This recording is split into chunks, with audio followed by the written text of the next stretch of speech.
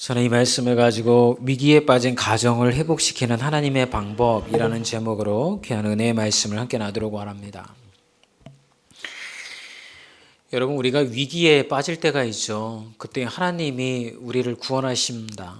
그래서 오늘 설교에 여러분들에게 전해드리고 싶은 것은 우리가 삶에서 위기에 빠졌을 때에 하나님은 어떤 방법으로 우리를 그 위기에서 구원해내시는가, 이걸 오늘 여러분 세 가지를 통해서 여러분들에게 말씀드리려고 그래요. 오늘 본문을 보게 되어지면 위기에 빠진 한 사람을 우리에게 소개하고 있습니다. 그건 여러분들이 잘 아시는 것처럼 야곱입니다. 야곱은 사실은 형 에서와 화해하기 위하여서 가나안 땅으로 돌아오게 되어집니다. 그리고 야복강가에서 하나님을 만났고 형 에서와 극적으로 화해하게 되어지죠. 이제 사실은 그동안 평생토록 야곱의 가슴속에 응어리져 있던 문제, 그에게 두려움을 줬던 문제가 해결된 것입니다. 이제 그에게 남아있는 문제는 가나안 땅에 잘 정착하여서 이렇게 평안한 삶을 살기만 하면 되는 것이었습니다.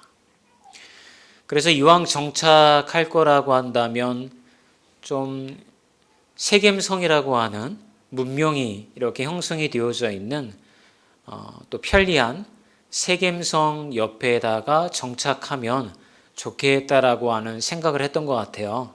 그래서 그는 세겜성 옆에다 장막을 치고 거기에 땅을 사고 완전히 정착을 하게 되어집니다. 그런데 이렇게 평안할 줄 알았던 야곱의 인생에 또 한 번 위기가 찾아오게 되어집니다. 그의 딸 디나가 세겜성에 놀러 갔다가 그 세겜성 족장의 아들이었던 세겜, 성경에는 추장이라고 표현되어 있지만 그 남자에게 그만 강간당하는 사건이 벌어지게 되어집니다. 이 이야기를 들은 야곱의 아들들은 굉장히 분노합니다. 어떻게 하면 이거를 복수할 수 있을까?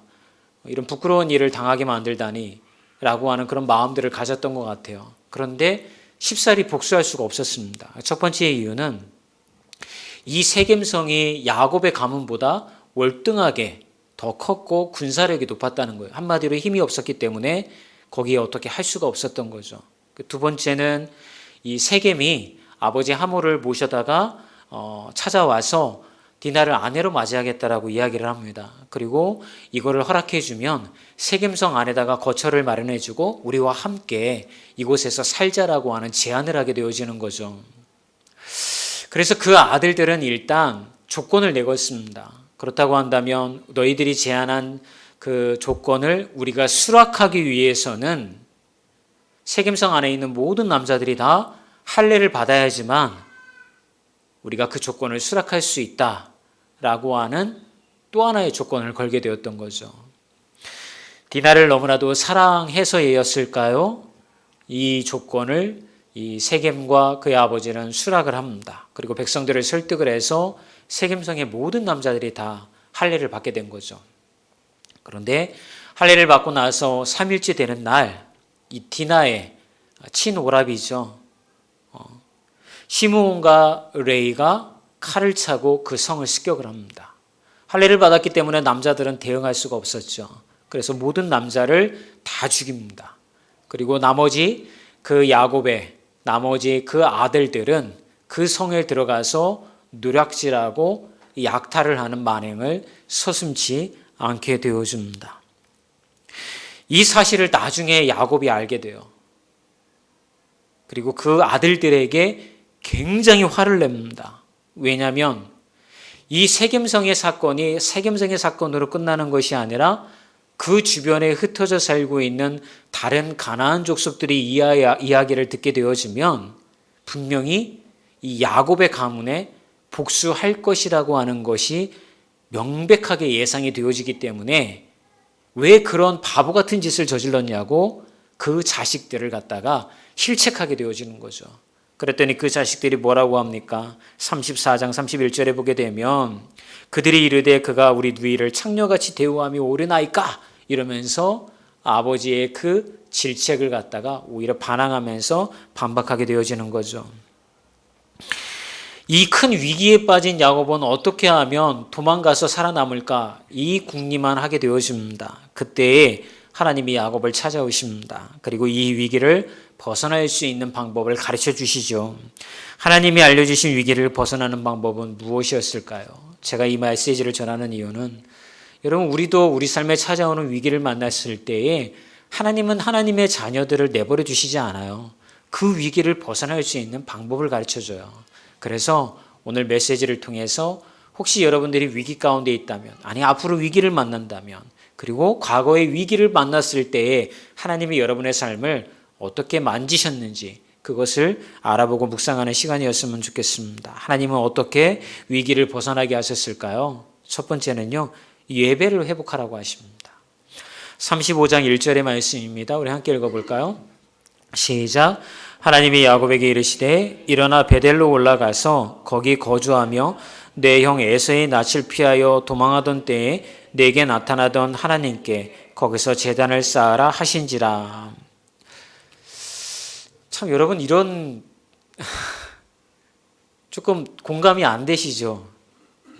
지금은 야곱은 복수를 받고 자신과 자신의 자식들 그리고 모든 손주 손자들이 다 죽임을 당할 수 있는 위기 가운데에서 고민하고 있는데, 하나님 야곱이 찾아와서 하시는 말씀이 내가 너를 이 위기 가운데 구해줄게. 근데 그게 뭐냐면 또 예배의 자리로 나아가. 이게 여러분 야곱이 들었을 때에 어떤 마음이 들었을까요? 여러분도 위기 가운데 빠져 있는데 뭐 경제적인 문제든 뭐 건강의 문제든 하여튼 뭐 위기 가운데 빠져 있는데 막 그렇게 고민하고 있는데 하나님이 그 문제에서 너를 구해줄게. 첫 번째는 예배의 자리로 나가야 해 라고 이야기를 하면 여러분 사실은 100% 우리는 공감되어지지 않습니다. 우리가 원하는 대답은 뭐냐면, 하나님, 내가 고민하는 이 상황을 완전히 해결해 주시어서 바꿔주시든지, 아니면 나를 도울 수 있는 손길들을 허락해 주시어서 이 문제가 해결되어지든 하든지, 이게 우리가 바라는 해결 방안이라는 거죠. 그런데 하나님은 뜬금없이 고민하고 있고 두려움 가운데 떨고 있는 야곱에게 오셔서는 예배 가운데 나아가라라고 이야기하고 계시다라고 하는 거죠. 잘 이해가 가지 않는 모습입니다. 그런데 여러분 1절을 가만히 들여다보면 이런 구절이 있습니다. 내 형 에서의 낯을 피하여 도망하던 때에 너에게 나타나던 하나님께 예배를 드리라고 합니다. 야곱이 위기를 맞은 것이 이번이 처음이 아니라는 얘기예요. 여러분 기억하신 것처럼 야곱은 형 에서의 장자권을 파축한 것으로 사기쳐가지고 빼앗았죠. 형 에서가 죽이겠다고 달려들으니까 외삼촌 라반의 집으로 도망을 떠났습니다. 근데 그 가는 길 여적 가운데 이 베델이라고 하는, 나중에 그 당시의 이름은 루스죠. 폐허, 황폐함 이런 뜻이 있는 루스라는 땅에서 잠을 잤는데 하나님을 만나게 되어졌던 거죠. 근데 한번 생각해 보세요. 그 당시 도망가고 있던 야곱의 연령대는 청소년입니다. 아마 제 생각에는 우리 주영이 나이 정도 되지 않았을까? 그보다 어렸을 수도 있을 것 같아요. 뭐 중학교 3학년 정도, 15살 뭐 이 정도 되었을 것 같아요. 근데 그 어린애가 그 먼 길을 가는데 앞날에 대한 막막함, 두려움, 내 인생이 앞으로 어떻게 될까? 이런 어떤 여러 가지 고민이 있지 않았겠어요? 그 나이에 뭘 알아서 막 갔겠어요. 그런데 그가 이 루스라는 땅에서 하나님을 만나게 되어지는 것이죠.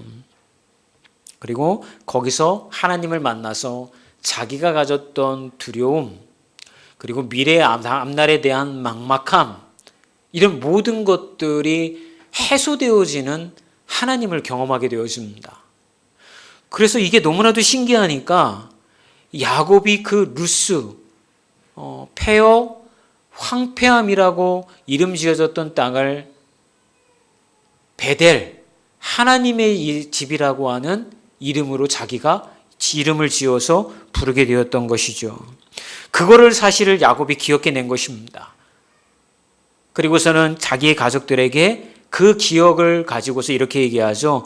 35장 3절의 말씀입니다. 함께 읽어볼까요? 우리가 일어나 베델로 올라가자.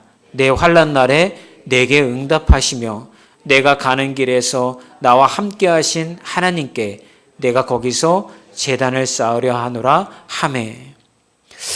여러분 아까 말씀드렸던 것처럼 이 하나님을 만난 그 자리가 루스라는 땅이었던 것을 말씀드렸죠. 폐허, 황폐함입니다. 야곱의 마음이 이미 폐허가 되었고 황폐화되었죠. 저는 이걸 보면서 야, 하나님은 어떻게 이렇게 절묘하게 야곱의 지금 마음의 상태를 그대로 설명하는 이 땅, 루스라는 땅으로 야곱을 인도하셨을까? 정말 절묘하다라는 생각이 들었습니다.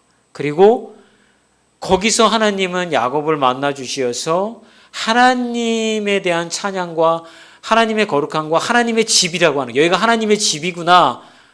결국은 야곱은 그 황폐된 마음, 폐허가 된 마음을 극복할 수 있었던 장소가 어디였냐면 하나님의 집이었다라고 하는 거예요.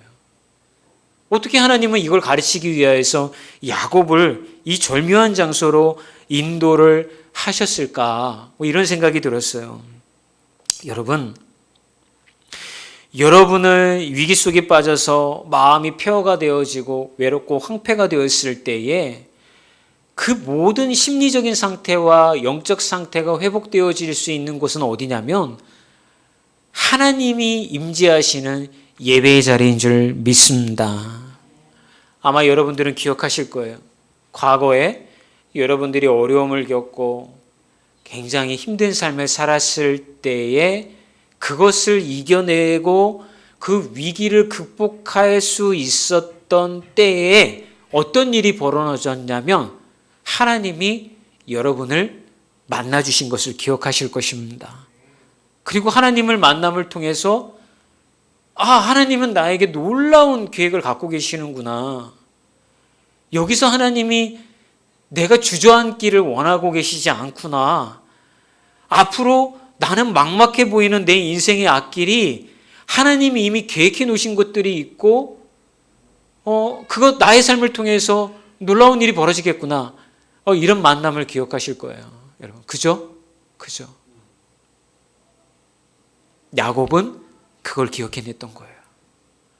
그래서 자기의 가족들과 아들들에게도 나를 그렇게 위기 가운데서 구해내 주셨던 하나님이 계신 예배의 자리로 하나님이 나아가라고 하시니 우리 나아가자, 이렇게 얘기할 수가 있었던 것입니다.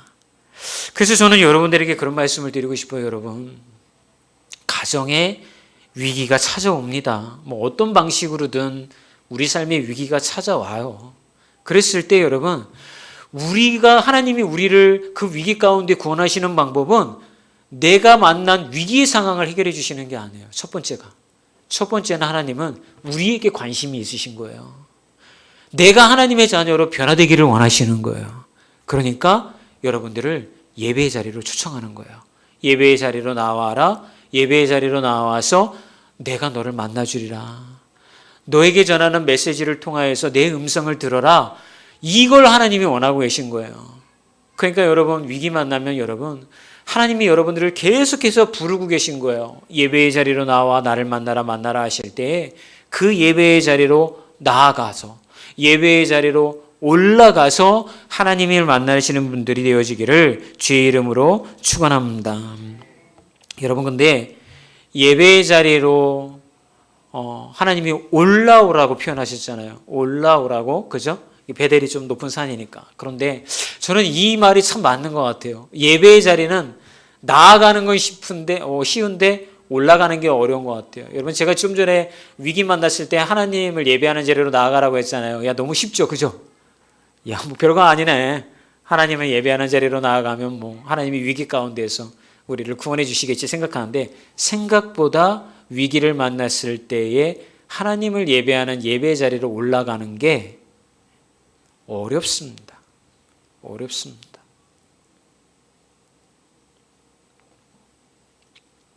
왜 그럴까요? 왜 그게 그렇게 어려울까요? 왜냐하면 우리의 눈이 하나님에게 머물지 아니하고 우리가 만난 위기의 문제에 머물러 있기 때문에 그런 거예요.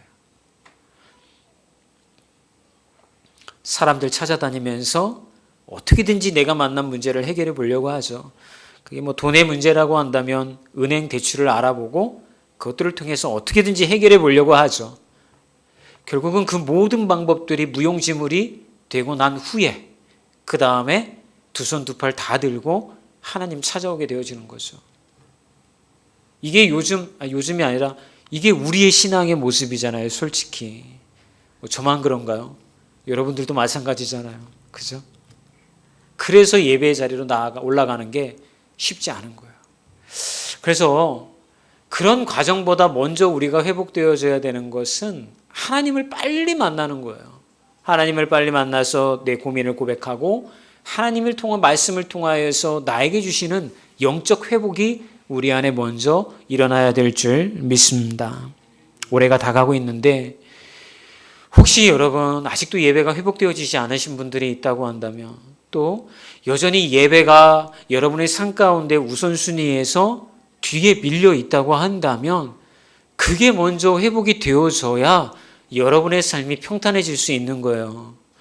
여러분들이 하고 싶은 거 다 하고 누리고 싶은 거 다 하고 바쁜 일 다 처리하고 난 다음에 시간 남아서 예배의 자리로 나오면 하나님이 어떻게 여러분들을 바라보시는 줄 아세요? 혀를 끌끌 차십니다. 저게 아직도 정신을 못 차렸구나. 아직도 멀었구나. 근데 여러분이 예배를 여러분의 삶 가운데 먼저 두고요, 하나님을 찾아다니면요, 하나님이 여러분의 삶의 문제도 해결해 주시는 줄 믿습니다. 여러분, 특히 교회 직분자들은요, 본교회 예배가 제일 우선이 되어야 되는 거예요. 여러분, 어쩔 수 없는 세사나 사업의 일 때문에 예배에 못 나오게 되어지면 여러분들이 있는 자리에서 예배를 찾아가야 되는 거예요. 예배의 자리로 올라가야 되는 거예요. 그럴 때 여러분 어떤 일이 벌어질까요? 그렇게 야곱이 예배의 자리로 돌아오자 일어난 일이 있습니다. 창세기 35장 5절 말씀입니다. 함께 읽어볼까요? 그들이 떠났으나 하나님이 그 사면 고을들로 크게 두려워하게 하셨으므로 야곱의 아들들을 추격하는 자가 없었더라. 야곱이 한 일은 하나님의 말씀에 순종해서 예배 자리로 나아간 것뿐이에요. 그런데 야곱이 제일 고민하고 두려움 가졌던 주변에 있었던 그 민족들이 자기들을 추격해 와서 공격할 것이라고 하는 문제를 하나님이 해결해 주신 거예요.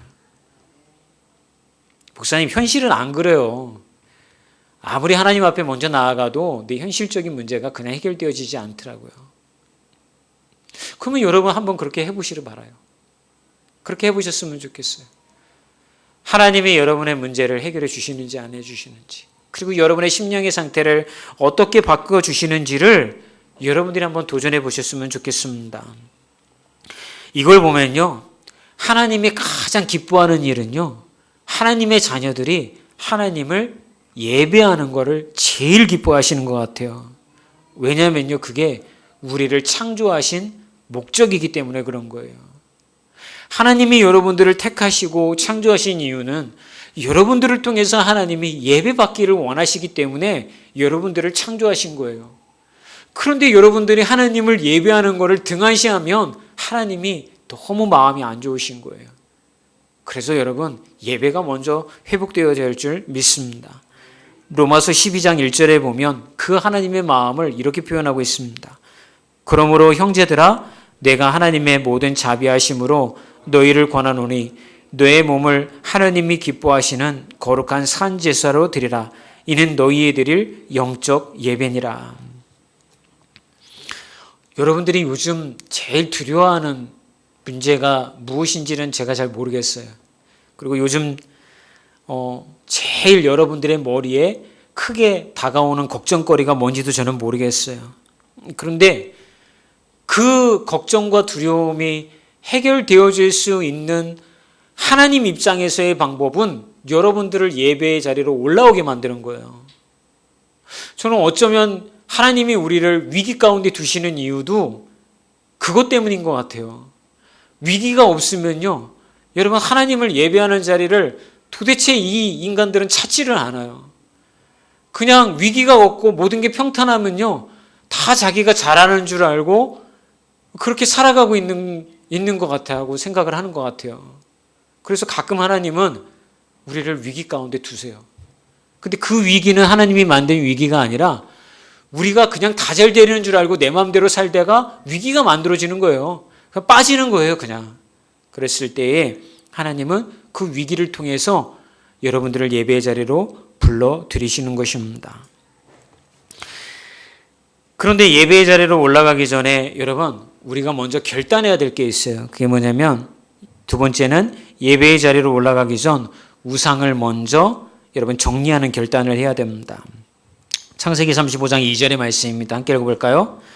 야곱이 이에 자기 집안 사람과 자기와 함께한 모든 자에게 이르되 너희 중에 있는 이방 신상들을 버리고 자신을 정결하게 하고 너희들의 의복을 바꾸어 입으라. 여러분, 야곱이 버리라고 하는 이방 신상들의 출처가 뭘까요? 야곱의 아들들이 세겜성 약탈하면서 가지고 나온 물건들이었을 겁니다. 또 하나는 라헬이 아버지 집을 떠나올 때 몰래 가지고 나왔던 수호신이 있었죠. 드라빔이라고 각 가정마다 모시고 있는 그 드라빔도 포함되었을 것입니다. 여러분, 충격적이지 않습니까? 하나님만 섬기는 야곱의 집안, 이렇게 이야기하면서 한쪽으로는 그 은밀히 우상을 품고 섬기고 있었다는 것이죠. 그런데 놀라운 건, 간과하지 말아야 될 거는 우리도 마찬가지라는 거죠. 하나님 예배하고 하나님 섬긴다고 하면서도 여러분, 우리 안에 우상이 너무나도 많습니다. 알다시피 여러분, 이런 상황 속에서 가장 씁쓸한 사람은 야곱일 것입니다. 야곱이 저는 이해가 안 가요. 그런데 한편으로는 거기에다가 나를 대입하면 야곱이 조금 이해가 가요. 야곱은 야복강가에서 하나님을 경험했어요. 하나님의 얼굴이라고 하는 분이엘의 하나님을 만났어요. 그런데 충격적인 것은 여전히 야곱의 신앙은 제자리라고 하는 것입니다. 이게 뭘 의미하는 걸까요? 하나님 한 번 만났다고 해서 여러분의 인생이 확 달라지지 않는다는 거예요. 여전히 신앙은 그 자리라고 하는 거예요. 세속적이고 양다리 걸친 신앙, 세상의 어떤 성공을 늘 꿈꾸는 신앙, 이런 게 그 모습이라고 하는 거예요. 우리가 그런 존재이지 않습니까? 참 안 변합니다. 목사인 저도 참 안 변합니다. 저희 아내가 늘 그런 얘기를 합니다. 어떻게 수십 년을 나랑 같이 살았는데도 그렇게 안 변하냐고 그런 얘기를 많이 합니다.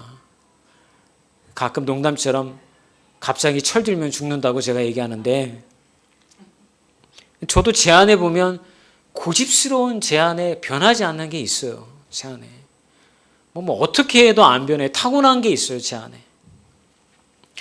근데 그런 고쳐지지 않는 습관들을 보면 하나님 앞에서 참 부끄럽습니다. 목사이고 또 믿음의 자녀이니까 뭔가 하나님 앞에 뭔가 변화가 있어야 되는데 참 안 변해요. 근데 더 놀라운 건 뭐냐면, 이렇게 야곱스러운 우리를 하나님은 포기하지 않으신다는 거예요. 야, 너 그렇게 안 변하냐? 하면 됐다. 너 말고 다른 변할 수 있는 사람 내가 찾으마. 이렇게 하는 게 사람일진 것 같은데, 하나님은 그렇게 하지 않으시고 변하지 않는 우리를 포기하지 않으신다라고 하는 거죠. 그렇게 찾아오시니까 야곱이 깨닫는 게 하나가 있었어요. 뭐냐면, 이제 내가 정말 내려놓아야 할 게 무엇인지를 깨닫게 되었던 것이죠. 여러분, 우리가 하나님의 예배의 자리로 올라가기 위해서는 우리 안에 있는 하나님보다 내가 중요하게 생각하고 있는 우상들을 다 내려놔야 되는 줄을 믿습니다. 그 우상을 정리를 해야지만 하나님을 온전히 예배할 수 있는 거예요. 야곱의 이런 행위가, 모든 우상들을 가져다가 땅속에 묻었던 행위가 의미하는 게 뭐예요? 나는 오직 하나님밖에 없다는 거예요. 앞으로는 무조건 하나님 앞에 충성되며 살겠다라고 하는 거룩한 의지의 표현을 그렇게 한 것인 줄 믿습니다. 여러분, 참된 예배의 출발은 우리 안에 은밀히 자리 잡고 있는 내 안의 우상들을 정리하는 거예요. 그건 자식이 될 수도 있고요.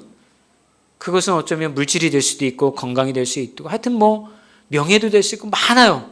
근데 그런 것들을 다 정리하고 하나님 앞에 나아갈 때 진정으로 하나님을 예배하게 되어지는 줄 믿습니다. 여러분, 잊지 마십시오. 내가 뭘 가장 사랑하는지, 내가 최종적으로 가장 의지하는 것이 무엇인지, 여러분 그것들을 체크해야 합니다. 그리고 하나님은 이 야곱이 베델의 자리로 올라가자 모든 장벽을 허물어뜨려 주십니다. 저는 그런 차원에서 예배는 풀림의 시간이라고 저는 생각하게 되어졌어요. 여러분, 우리가 고민하고 두려워하던 문제, 복잡한 실타래가 어디서부터 풀리게 되어지냐면 예배의 자리로부터 풀리게 되어지는 거예요. 가끔 제가 이 앞에서 이렇게 찬양팀들은 보실 거예요. 찬양 열심히 하다가 갑자기 원고에 또 뭐 이렇게 타이핑을 하는 모습을 보일 텐데, 찬양을 막 하는데 하나님이 주시는 은혜가 또 있는 거예요. 그럼 그거를 제 말씀 가운데 넣고 싶은 거예요. 전하고 싶은 거예요. 그런 게 있는데 실타래가 거기서부터 풀어지는 거죠. 여러분의 삶도 마찬가지인 거예요. 예배의 자리를 통해서 실타래가 풀어지는 줄 믿습니다. 시간이 많이 흘러서 세 번째 말씀은 간단히 그냥 전하고 마치겠습니다. 35장 6절과 7절의 말씀입니다. 함께 읽어볼까요? 야곱과 그와 함께한 모든 사람이 가나안 땅 루스 곧 베델에 이르고 그가 거기서 제단을 쌓고 그곳을 엘 베델이라 불렀으니 이는 그의 형의 낯을 피할 때에 하나님이 거기서 그에게 나타나셨습니다. 여러분, 베델에 올라갔는데요, 하나님의 집이란 뜻이라고 말씀드렸잖아요. 엘 베델이라고 고쳐 부르기 시작했어요. 예배의 단을 쌓고. 엘 베델이 뭐냐면 하나님의 집의 하나님이란 뜻이에요. 하나님의 집의 하나님. 그러니까 이게 야곱이 걸어온 인생을 보게 되어지면 처음에 야곱이 도착했다가 때가 루스, 황폐함, 폐허, 하나님 만나고 나니까 베델, 하나님의 집. 그 다음에 다시 하나님 베델로 올라가서 하나님을 예배할 때에 엘 베델, 하나님 집의 하나님. 가만 보면 야곱의 신앙 상태가 어떻게 성장해 가는지를 여러분 우리에게 얘기해 주고 있는 거예요. 그런데 하나님 집에 하나님이라고 하는 것은 정말 하나님의 임재를 야곱이 이제는 진짜 경험하게 되었다라고 하는 거죠. 여러분, 하나님 만났는데도 야곱은 철저하게 욕망적인 삶을 살았고 우상도 허락하는 그런 이중적인 신앙의 행태를 우리에게 보였죠. 왜 이렇게 되었을까요? 베델을 그냥 장소의 의미로만 이해했기 때문에 그런 거예요. 아, 하나님 거기 계시는구나. 그렇게 하고 나아가서 내 마음대로 산 거. 지금으로 치면 어떻게 해요? 나 교회 다니는 신자야, 나 교인이야. 이렇게 하고 한 주간 동안 내 마음대로 사는 거예요. 그리고 주일날 또 교회 오는 거예요. 그런데 교회에 와서 거기서 하나님의 임재를 경험하고 내 죄를 고백하고 정말 하나님을 만나야 되는데, 이건 여러분 예배 분위기와는 상관이 없는 거예요. 내 마음의 상태를 이야기하는 거예요. 거기서 진정으로 나를 만나시려고 하나님을 만나서 하나님, 내가 정말 주님 위해서 살겠습니다. 한 주간 동안 살아갈 때 정말 주님의 자녀로 살아가겠습니다. 결단하는 시간이 되어져야 되는데, 야, 오늘도 예배 드렸다. 나 교회 나왔다. 저는 그런 모습들이 예배 시간에 보일 때가 있어요. 너무 안타까운 거예요. 이 시간에 하나님 만나기 위해서 나왔는데 그 시간을 그냥 앉았다 가는 거예요. 하나님 만나지 못하고 가는 거예요. 그런 사람들에게 나타나는 특징이 뭐예요? 세상에 나아가서 여전히 하나님 없이 살아가는 거예요. 하나님이 우선순위에서 밀려버리는 거예요.